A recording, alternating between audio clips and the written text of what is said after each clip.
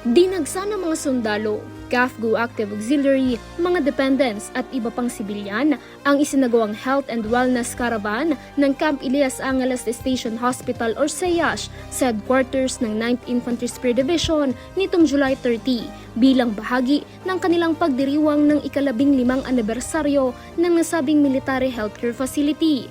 Sinamantala ng mga benepisyaryo ang iba't ibang libreng serbisyong inihandog ng CEASH at mga katuwang nitong ahensya. Kabilang na dito ang veterinary services tulad ng castration, deworming at anti-rabies vaccination para sa mga alagang aso at pusa. Naghatid rin ng caravan ng iba't ibang medical services, kabilang ang eye screening, konsultasyon at counseling sa mga espesyalista sa internal medicine, ENT, OBGYN, orthopedics at family medicine. Isinagawa rin ang peripheral bone density screening para sa osteoporosis, anemia screening, random blood sugar at cholesterol screening. Gayon din ang upper abdomen at kidney ultrasound.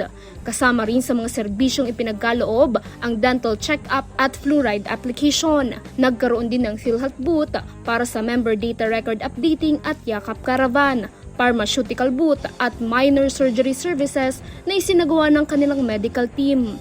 Sa pamamagitan ng naturang programa, muling ipinakita ng Camp Elias Angeles Station Hospital ang kanilang patuloy na pangako.